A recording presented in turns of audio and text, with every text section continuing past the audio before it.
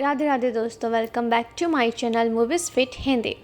तो मैं आज आप सबके लिए लेके आई हूँ राख वेब सीरीज़ का एक्सप्लेनेशन, जो 2026 में रिलीज़ हुआ है। ये एक मर्डर थ्रिलर वेब सीरीज़ है, जहाँ पे दिल्ली के दो बच्चों की कहानी हम जान सकते हैं, जो शुरुआती दिनों में बहुत ही अच्छे से थे और घर से अपने रेडियो स्टेशन जाने के रास्ते में उनके साथ एक ऐसी चीज़ें हो जाती हैं जो इंसानों के दिल को दहला देती हैं।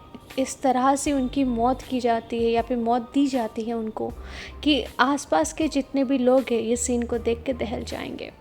तो बिना कोई टाइम गवाए एक्सप्लेनेशन की तरफ जाते हैं। पर जाने से पहले मैं हर बार की तरह आप सबसे रिक्वेस्ट करना चाहूँगी, जो भी मेरे चैनल पर नए आते हैं प्लीज़ मेरे चैनल को लाइक एंड सब्सक्राइब कर लीजिए, ताकि ऐसे interesting movie and web series में आप सबके लिए ला सकूं। और साथ ही साथ आप सबसे रिक्वेस्ट भी करूंगी, अगर आपको मेरे एक्सप्लेनेशन करना अच्छा लगता है तो मेरे चैनल को हाइप करना मत भूलिएगा।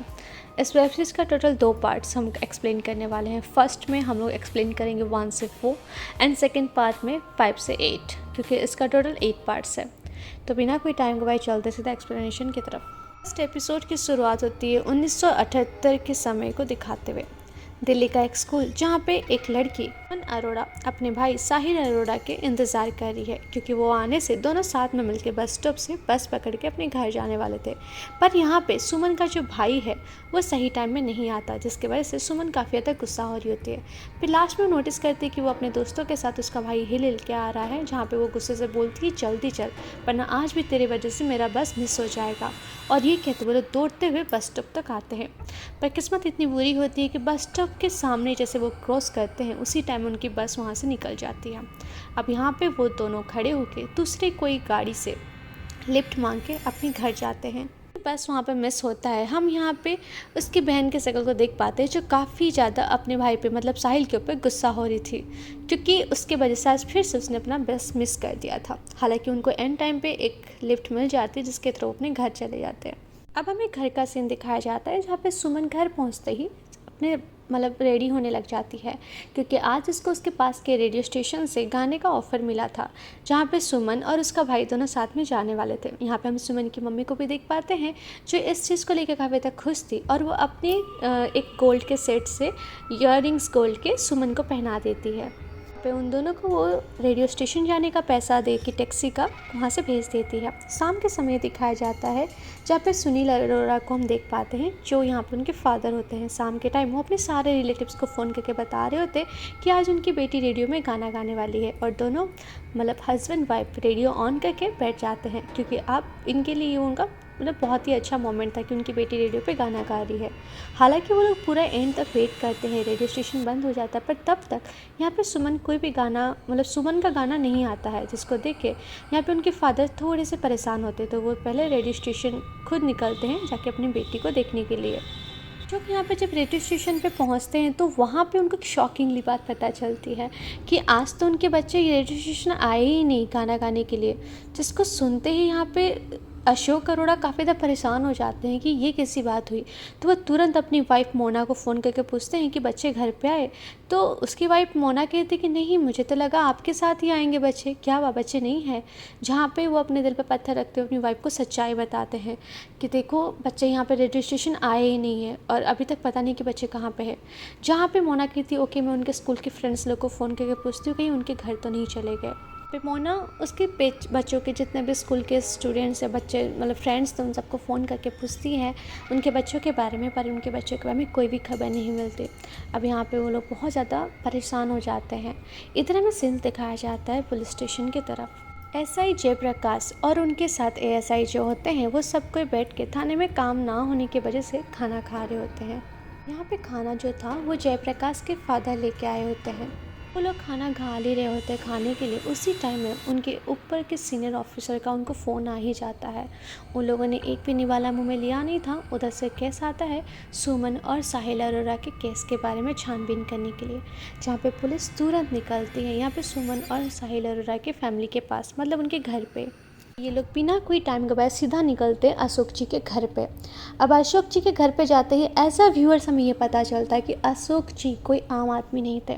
वो एक बहुत बड़े ऊंचे ऑफिसर हैं आर्मी में, और उनकी वाइफ एक स्कूल की टीचर है, जिसके वजह से ऊपर सीनियर का भी बहुत ज़्यादा प्रेशर था। अब उनका बच्चा खोया है तो पुलिस स्टेशन का तो हिलना था ज़रूरी। पे अशोक जी का 1971 की जो जंग हुई थी उसमें बहुत बड़ा योगदान था। तो ऐसे महान व्यक्ति के लिए जो हमारे देश के लिए लड़ते हैं, उनके साथ ऐसा हुआ है, तो ऊपर के जो सीनियर ऑफिसर थे उनका बहुत ज़्यादा जो प्रेशर था इस केस को सॉल्व करने में था। जयप्रकाश जी यहाँ पे अशोक जी के घर पे जाके जो भी उनकी पर्सनल डिटेल्स बच्चों की थी वो सारी फ़ोटोज़ वगैरह, नाम, पता सब ले लेते हैं और साथ ही साथ ये भी बताते हैं कि देखिए हो सकता है ये कोई किडनैपिंग का केस होगा, तो फिरौती के लिए गुंडे ज़रूर फ़ोन करेंगे, आप फ़ोन के पास ही रहिएगा। और यही कहते हुए अचानक से उसी टाइम पे फ़ोन का रिंग बजता है, जहाँ पे टेलीफोन उठाते पता चलता है कि मुर्दा घर से कॉल था, 2 बच्चों की लाशें मिली है और ये कहीं ना कहीं सुमन और उसके भाई के जैसी है, जहाँ पे उनको वेरीफाई करने के लिए अशोक जी को मुर्दा घर बुलाया जाता है। मुर्दा घर अशोक जी और उनके साथ पुलिस ऑफिसर भी जाते हैं। अशोक जी जब मुर्दा घर पहुँचते तो वो दोनों लाशों को देख के ये आइडेंटिफाई करते हैं कि नहीं, ये मेरे बच्चे नहीं हैं। कहीं ना कहीं अशोक जी की जान में जान आ गई थी, क्योंकि उनको लगा था कि उनके बच्चे ज़िंदा नहीं हैं। बट यहाँ पे जयप्रकाश जी को देख पाते हैं जो अलग अलग जगहों में जाके, जहाँ पे उनको डाउट्स या क्रिमिनल रिकॉर्ड्स हैं, उन सब को खंगालते हैं और उन सब जगहों में जाते हैं जहाँ पे उनको शक होगा, और वहाँ पे वो एक आदमी को पकड़ के मारते हैं, क्योंकि उनको पहले भी इस आदमी का कोई किडनैपिंग का केस मिला था, जहाँ पे उस आदमी से मारपीट के थ्रू वो ये बताता है, राजा नाम का उस क्रिमिनल को पकड़ के जब मारपीट किया जाता है तो वो बताता है कि वो तो किडनैपिंग वगैरह का काम कब से छोड़ रखा है, अब वो नॉर्मल ज़िंदगी जीता है। पर हाँ, एक और आदमी है बिरजू नाम का जो ये सब काम करता है, और वो आगे जंगल में उसका अड्डा है, और शॉकिंगली वो रेडियो स्टेशन जंगल के कुछ दूरी के अंदर ही था। तो मे भी लग सकता है कि मतलब एसपी को लगता है कि शायद हो सकता है कि वो वहाँ पे बच्चों को किडनैप करके ले गया होगा। अब यहाँ पे पुलिस पहुँच जाती है उसी जंगल के अंदर उन बच्चों को ढूंढने के लिए। उसी टाइम में यहाँ पे उस पुलिस ऑफिसर में एक जो हवलदार थे उनके फ़ोन में कॉल आके बताया जाता है कि पुलिस स्टेशन में उस दिन बच्चों को जिन्होंने लिफ्ट दिया था वो सरदार जी, वो पुलिस स्टेशन आ चुके हैं। उनकी गवाही लेने के लिए यहाँ पे सबको पुलिस स्टेशन बुलाया जाता है, जहाँ पे एसपी सोचता है कि अगर इन्होंने बच्चों को बस स्टॉप तक छोड़ा था तो डेफिनेटली यहाँ पे जंगल तक पहुँचने का कोई रास्ता तो है नहीं। तो यहाँ पे वो लोग अब आगे सर्च बंद करके सीधा पुलिस स्टेशन जाते हैं उन सरदार जी से बात करने के लिए। यहाँ से हमें सीन दिखाया जाता है 8 दिन पहले का, जहाँ पे हम मुंबई का सीन देख पाते हैं। थोड़ा सा शॉकिंग मत होइएगा, क्योंकि इस वेब सीरीज़ के अंदर हमें पास्ट और प्रेजेंट दोनों का सीन दिखाया जाता है। तो हमें यहाँ पे 8 दिन पहले का सीन दिखाया जाता है मुंबई में, जहाँ पे एक सिनेमा हॉल के अंदर हम 2 आदमी को देख पाते हैं और उनके ठीक सामने एक कपल्स को, जहाँ पे वो कपल्स एक दूसरे के साथ बहुत क्लोज हो रहे थे। और यहाँ पे ये दोनों आदमी उसको देख के बहुत ज़्यादा जेलस फील करते हैं। कुछ टाइम के बाद वो कपल में से लड़का जाता है वॉशरूम, जहाँ पे ये दोनों के दोनों चोर उसके पीछे जाके उसको कमेंट पास वगैरह करते हैं लड़के को। तो लड़का गुस्सा आके जब उन पे हाथ उठाता है तो वे दोनों चोर मिलके उसको बहुत मारते हैं और उसका बटुआ चेन वगैरह लूट के वहाँ से भाग जाते हैं। यहाँ पे इन दोनों चोरों का नाम बाबू और रज्जो था। यहाँ पे ये दोनों चोर जब चोरी करके वहाँ से निकल रहे थे तो वॉशरूम के बाहर से एक औरत उन लोग को देख लेती है और तुरंत वो सिक्योरिटी गार्ड को बुलाती है। अब यहाँ पे ये दोनों चोर सिक्योरिटी गार्ड को मार के वहाँ से निकल जाते हैं। हालांकि उनकी चोरी सफल नहीं होती, क्योंकि वो जिस बटुए को चुराए थे उसमें से सिर्फ 6 रुपये ही उनको निकलता है, जिसके बाद वो काफ़ी ज़्यादा बुरा फील करते हैं कि यार इतना मारा ठोका किया और मिला सिर्फ 6 रुपये। फिर बाबू ये कहता है कि अब से छोटी मोटी चोरी हम बंद करेंगे, अगली बार से कोई बड़ा हाथ मारेंगे और बिल्कुल लाइफ सेटल कर देंगे। नेक्स्ट डे हम उसी बाबू और यहाँ पे उसके दोस्त चोर को देख पाते हैं, जो एक घर के सामने जाके रुकता है, जहाँ पे उनको पता चलता है कि घर में आज कोई नहीं है। तो वो घर को लूटने के लिए अंदर घुसते हैं, पर अनफॉर्चुनेटली उस घर के अंदर एक बुजुर्ग आदमी निकल आता है, जहाँ पे बाबू उनको बांध के कुर्सी से बांध देता है और वहाँ से सारे जो गहने जितने जेवरात हैं वो सब लूट के निकलने की कोशिश करता है। इधर बाबू के साथ जो उसका दोस्त आया होता है वो नोटिस करता है कि बाबू घर के अंदर है नहीं। अब वो थोड़ा सा डरा हुआ टाइप का आदमी होता है, जो छोटी छोटी चीज़ों में जैसे लोग डर नहीं जाते उस टाइप के, तो वो डर जाता है। तो उसको लगता है कि बाबू कहीं उसको छोड़ के भाग तो नहीं गया, तो वो तुरंत भाग के आके गाड़ी में चेक करता है, तो बाबू गाड़ी के अंदर बैठा होता है। तो वो पूछता है कि यार तुम छोड़ के आ गया था? बोला नहीं, पीछे देख। जब वो पीछे नोटिस करता है तो उस घर का एक छोटा सा बच्चा, एक मतलब किशोर नाम का, उसको यहाँ पे बाबू बांध के हाथ पे गाड़ी के पीछे वाले सीट में डाल रखा होता है, जहाँ पे वो ये कहता है कि देख, ये जो घर में हमने सोना चांदी पैसा सा लूटा है, इससे हमें ज़्यादा बेनिफिट तो नहीं होगा, पर हाँ हमें ये बेनिफिट ज़रूर हो सकता है कि इसको हम किडनैप करके फिरौती में पैसा मांग सकते हैं। इससे हमें बहुत बेनिफिट हो सकता है। अब इस बात को सुन के पहले तो उसका दोस्त वैसा एग्री नहीं करता है, पर फिर भी वो कहता है कि ठीक है चल, तू अगर बोल रहा है तो ट्राई कर लेते हैं। अब सीन दिखाया जाता है प्रेजेंट टाइम में, जहाँ पे दिल्ली का सीन होता है। यहाँ पे सुबह मॉर्निंग के टाइम उसी जंगल के अंदर एक बकरी चराया वाला अपनी बकरियों को लेके आगे जा रहा होता है, और उसी टाइम में उसको आगे एक खून से संधा हुआ शू मिलता है, जिसको देख के वो थोड़ी दूर और आगे चल के जाता है, तो वहीं पर ही उनको वो 2 बच्चों की लाशें मिलती है, जिसके बाद वो पुलिस को कॉल करता है। इसी सीन को दिखाते हुए एपिसोड 1 यहाँ पे ख़त्म होती है। एपिसोड 2 की शुरुआत में हमें मॉर्निंग का सीन दिखाया जाता है, जहाँ पे सुमन और उसके भाई की हम लाश देख पाते हैं नदी के किनारे, जो खून से लथपथ हो रखे थे। और लिटरली वो लाशें इतनी भयानक थी कि जैसे बहुत ही बेरहमी से उन दोनों बच्चों को मारा गया था। यहाँ पे हम इंस्पेक्टर को भी देख पाते हैं, जयप्रकाश जी को भी, जो अपने आप में एक रिग्रेट फील कर रहे थे, क्योंकि कल के नाइट जब वो यहाँ पे आए थे तो वो कुछ ही मतलब पैर की दूरी में इस जगह से थे। अगर वो थोड़ा दूर और आगे चल के आ जाते तो शायद कहीं ना कहीं आज ये दोनों बच्चों को बचा सकते थे। खैर, यहाँ पे हम अशोक जी को भी देख पाते हैं, जो अपनी बच्चों की डेड बॉडी देख के बहुत ज़्यादा रोते हैं, और एक बाप के दिल पे क्या गुजरती है अपने छोटे बच्चों को ऐसे देख के, वो हम लोग समझ ही सकते हैं। एक चीज़ नोटिस करने वाली थी, जब पुलिस स्टेशन में वो सरदार जी ने बताया था कि उनको बाइक पे लेके उन्होंने लिफ्ट दिया था, तो यहाँ पे ये जंगल के अंदर क्या कर रहे हैं, और साथ ही साथ वहाँ पे एक कार का जो टूटा हुआ शीशा वो मिलता है, जहाँ पे सोचने वाली बात थी, अगर वो लोग बाइक में थे तो यहाँ पे कार की टूटी हुई शीशे यहाँ पे क्या कर रही है। जिसके बाद इस केस को और भी ज़्यादा बहुत ही मतलब गहरी तरीके से सोचा जाता है या फिर ढूंढा जाता है इसके विक्टिम्स को। यहाँ पे क्रिमिनल जो जहाँ पे क्राइम हुआ था, मीडिया आ चुकी होती है, वहाँ पे एससीपी भी आए होते हैं, जहाँ पे वो स्ट्रिक्टली मना करते हैं कि यहाँ पे मीडिया को कोई भी इन्फॉर्मेशन नहीं दी जाएगी।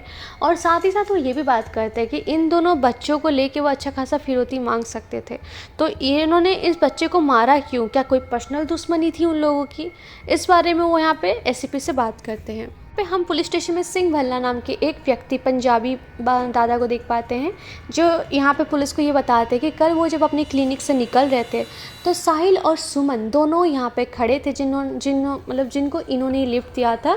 बारिश होने की वजह से स्कूटर में बैठा के पीछे उनको बस स्टॉप तक उन्होंने ड्रॉप कर दिया था, और बस स्टॉप से यहाँ पे रेडियो स्टेशन, मतलब जो हम लोग का स्टेशन है, वो ज़्यादा दूर नहीं था।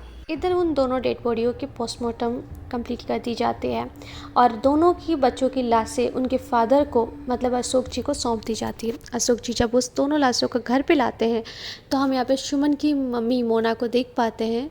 वो बहुत ज़्यादा अपसेट होती है और उन दोनों बच्चों की लाश को देखने की रिक्वेस्ट कर रही होती है। पुलिस के लाख मना करने के बावजूद वो नहीं सुनती, और वो 2 बच्चों की लाश मतलब शक्ल जब देखती है तो ये कहती है कि ये मेरे बच्चे नहीं हैं, और किचन से जाके पूरा नॉर्मल होकर पानी पीती है। जहाँ पे एज अ व्यूअर्स हम नोटिस कर पाते हैं कि उनकी माँ का जो मानसिक संतुलन बिल्कुल सही नहीं था अपने बच्चों को इस हालत में देख के। कहीं ना कहीं वो थोड़ी सी क्या बहुत ही ज़्यादा डिप्रेशन में जा चुकी थी। इधर हम रज्जो को देख पाते हैं, उन 2 चोरों के ऊपर सीन शिफ्ट किया जाता है जो उस बच्चे को यहाँ से किडनैप करके ले गए थे। हमें 6 दिन पहले का सीन दिखाया जाता है मुंबई का, जहाँ पे रज्जो उसके फादर को, उसके मतलब जो किशोर नाम के बच्चे को किडनैप किया, तो उसके फादर को फ़ोन करके 2 लाख की फिरौती मांगता है। और इधर उस छोटे से बच्चे किशोर के पास उनका और एक साथी होता है, जहाँ पे किशोर ये कहता है कि मुझे वॉशरूम जाना है, और वो आदमी उसको वॉशरूम लेके जाता है ट्रेन की पटरियों पे। अचानक से वो बच्चा ट्रेन की पटरियों से उठ के भागने की कोशिश करता है। ठीक है, वो छोटा सा बच्चा कितना ही दूर भाग सकता था। कभी कभी डर और घबराहट से लोग ज़्यादा तो नहीं भाग सकते, और वो तो खैर बच्चा था। उसको रज्जो पकड़ लेता है और दोबारा घर ले आता है। इधर हम बाबू को देख पाते हैं, जहाँ पे उसके बताए हुए जगह में उसका मतलब किशोर के पापा पैसा रख के जाते हैं, तो बाबू वो पैसा कलेक्ट करने जाता है।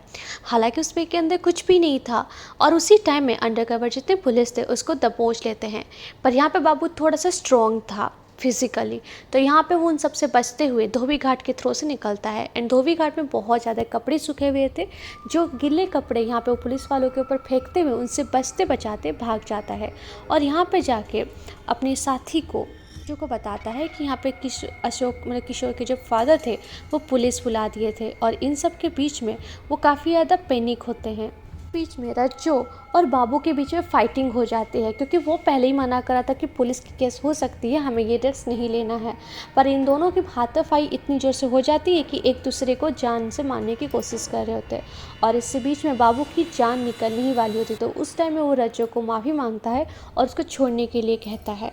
जो यहाँ पे उठ के जाके अपने सर पे लगे हुए चोट को देख रहा होता है और उसी टाइम में इन दोनों की हाथापाई को देखते हुए छोटा सा बच्चा डर के रोने लगता है और वो इतना रोता है, उसको बाबू बार बार गुस्से से मना कर रहा था कि तू चुप हो जा, तू रो मत। पर बच्चा था, उसको समझ में नहीं आ रहा था, वो बहुत ज़्यादा रो रहा था। तो बाबू अपना गुस्से में आपा खोते हुए उस बच्चे को चाकू से बार बार मार के उसको वहीं पर ही ख़त्म कर देता है। यहाँ पे इसको जब उसने ख़त्म कर दिया था तो बाबू को खुद को बाद में होश आता है कि उसने गुस्से में क्या किया है। वो बाद में समझ में नहीं आता कि वो क्या करे। तो रज्जो और बाबू डिसाइड करते हैं कि इस खून को करने के बाद हमें यहाँ पे रहना तो नहीं चाहिए। तो यहाँ पे वो दोनों प्लान करते हैं कि मुंबई से सीधा दिल्ली आ जाएंगे। अब हमें सीन प्रेजेंट टाइम दिल्ली में दिखाया जाता है। हमें सीन जयप्रकाश जी के ऊपर दिखाया जाता है, जहाँ पे वो दो बच्चों की फॉरेंसिक लैब की डिटेल्स या फिर उनका जो रिपोर्ट लेने के लिए वो गए होते हैं। यहाँ पे डॉक्टर उनको बताते हैं जो वो लड़का था उसको यहाँ पे धारदार चीज़ से बहुत बार, मतलब जैसे कि तलवार या चाकू बड़ी वाली, उससे मारा गया है और उसको हाथ पे खींचा गया, जिसकी वजह से उसके कंधे पे भी चोट आई है। और वो जो छोटी सी बच्ची थी, मतलब उसकी बहन, उसको यहाँ पे एक लंबे रोड से सड़क के पीछे तरफ से मारा गया है, जिसकी वजह से उसकी मौत हुई है। और यहाँ पे डॉक्टर ये भी चेक कर रहे होते हैं कि कहीं पर सुमन के साथ कोई गलत व्यवहार या दुष्कर्म तो नहीं किया गया है। के साथ डॉक्टर ये भी बताते हैं उनको जो कांच का शीशी मतलब कांच मिला था, मिरर, उस क्राइम सीन में जगह पे, वहाँ पे जो उस कांच का यहाँ पे जब वो टेस्ट करते हैं तो ये पता चलता है कि वो एक हरे कलर की गाड़ी की शीशा था, जिसके थ्रू यहाँ पे वो लोग इस बारे में और ज़्यादा चेक करते हैं।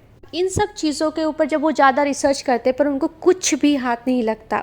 अब इन सब के बीच में यहाँ पे 2 दिन ऑलरेडी गुजर चुके थे, तो एसपी काफ़ी ज़्यादा गुस्सा हो जाते हैं और जयप्रकाश को उस केस से हटा देते हैं। एसपी से यहाँ पे जयप्रकाश बार बार रिक्वेस्ट करता है कि सर मुझे 24 आवर का टाइम दीजिए, मैं एनी हाउ इस केस को सॉल्व करूँगा। पर ये मुमकिन था नहीं, क्योंकि ये कोई नॉर्मल केस नहीं था। 2 छोटे बच्चों की जान जा चुकी थी और बहुत ही बेरहमी से उनका खून किया गया था और वो बच्चे कोई आम बच्चे नहीं थे, एक आर्मी ऑफिसर के बच्चे थे, जिसकी वजह से ऊपर से बहुत ज़्यादा प्रेशर भी था। पर एसपी मना करते हैं और कल सुबह ये केस जयप्रकाश नाम के इंस्पेक्टर के हाथ में हैंड ओवर करने के लिए कहते हैं। पर यहाँ पे जयप्रकाश इस केस को यहाँ पे छोड़ना नहीं चाहते थे और रातों के बीच में इस केस के बारे में और अच्छे से छानबीन करना शुरू करते हैं। जयप्रकाश उसी जगह पे जाते हैं जहाँ पे उन बच्चों का लाश मिला था और वहाँ पे वो देखते हैं कि अशोक जी वहाँ पे खड़े हैं, जहाँ पे अशोक जी अपने दिल में वो दबा हुआ दर्द अपने बच्चों को लेके जो सब कुछ था यहाँ पे जयप्रकाश के साथ शेयर करते हैं। जयप्रकाश जी फिर वहाँ पे दोनों बातचीत करके अपने घर जाते हैं। जयप्रकाश जी जब रास्ते में आ रहे थे, अचानक से उनके सामने से एक गाड़ी क्रॉस होने की वजह से गाड़ी डिसबैलेंस हो जाती है और दूसरे राइट साइड पे चली जाती है।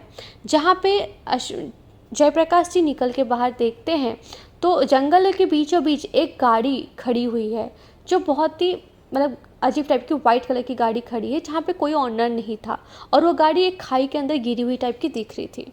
अब नेक्स्ट डे मॉर्निंग का सीन दिखाया जाता है, जहाँ पे वो हरी वाली गाड़ी जो जंगल के अंदर पुलिस ऑफिसर को मिली थी, वो उसको फॉरेंसिक लैब पे ले जाते हैं, जहाँ पे उसके अंदर 4 आदमी को फिंगरप्रिंट्स मिलते हैं, जहाँ पे वो 2 बच्चे और 2 आदमी के थे और एक फिंगरप्रिंट्स जो यहाँ पे ऑलरेडी मतलब बारिश की वजह से मिट चुका था।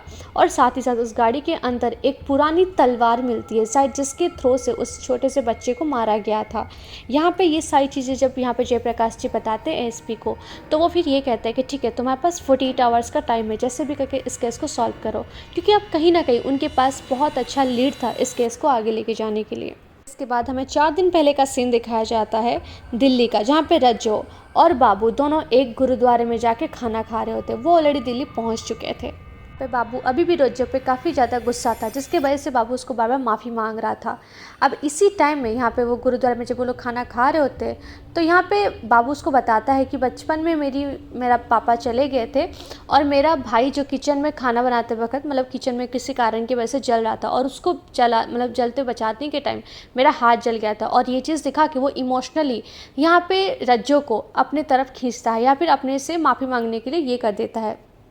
इधर बाबू रज्जो को माफ़ करते ही उसको ये बताता है कि यहाँ पे मेरा एक दोस्त 5 स्टार होटल में गाना गाता है, तो हम अगर उसके पास जाएंगे तो ये पैसे की तंगी के साथ साथ हमें कहीं रहने का ठिकाना भी कुछ दिनों के लिए मिल जाएगा। यहाँ पे रज्जो जब उस एड्रेस पे पहुँचता है तो वो एक नाम का ये 5 स्टार लिखा हुआ था बोर्ड पे, ऐसा कोई 5 स्टार होटल नहीं था और उसके अंदर बहुत ही अजीब लोग थे। साथ ही साथ उसका जो दोस्त था वो दोहरी आवाज़ में गाना गाता था, मतलब एक तरफ लड़की की आवाज़ में गाता था और लड़के की आवाज़ में भी गा सकता था।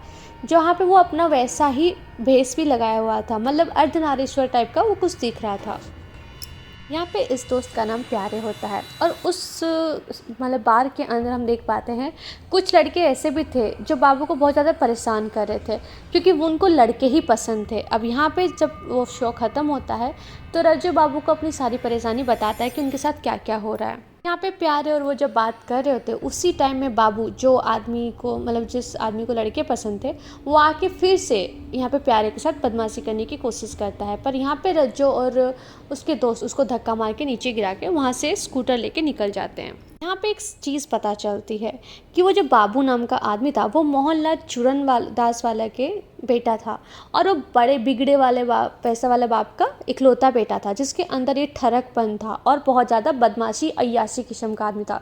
अब ये सारी बातें सुनने के बाद बाबू की आंखें थोड़ी चौंधी आ जाती है, मतलब उसको कहीं ना कहीं ये समझ में आ गया था कि मतलब उसके पास पैसा है तो कहीं ना कहीं वो उस पैसे को लूट भी सकता है। अपनी ये जो पैसे की तंगी या फिर कमी है इसको ये कहीं ना कहीं वहाँ से दूर कर सकता है। फिर बाबू एक प्लान कराता है। बाबू के घर में मतलब वो शराबी है, ऊपर से उसके पास पैसा भी बहुत होगा और सेकेंड थिंग यहाँ पे वो प्यारे और अपने और एक दोस्त को लेकर तीनों के तीनों स्कूटर में बाबू के घर निकलते हैं। जहाँ पे बाबू के घर जाते ही वो लोग बाबू को बुलाते हैं और वो जैसे बाबू प्यारे को देखता है तो फिर से उससे बदतमीज़ी करने लगता है। यहाँ पे उसके घर के अंदर घुसते ही यहाँ पे बाबू और उसका दोस्त दोनों मिलके उसको इतना मारते हैं, मारपीट करते, उसका हाथ पैर बांध देते हैं।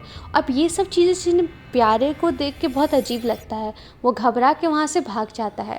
अब यहाँ पे वो उस बाबू को मार के जब मतलब ऐसे बेहोशी मदहोशी की हालत में डाल के घर में चोरी करने के लायक चीज़ें ढूंढते हैं तो उनको कुछ खास मिलता नहीं है, पर चूरन वाले की जो तलवारें दीवार पे लटकी हुई थी वो उनको दिख जाती है। अब इनको लगता है कि ये पुराना टाइम का जमाना सामान है, इसको बेचने से कुछ अच्छा पैसा मिल जाएगा, तो यहाँ पे वो उसको भी उठा के ले जाते हैं घर की कुछ चीज़ों के साथ।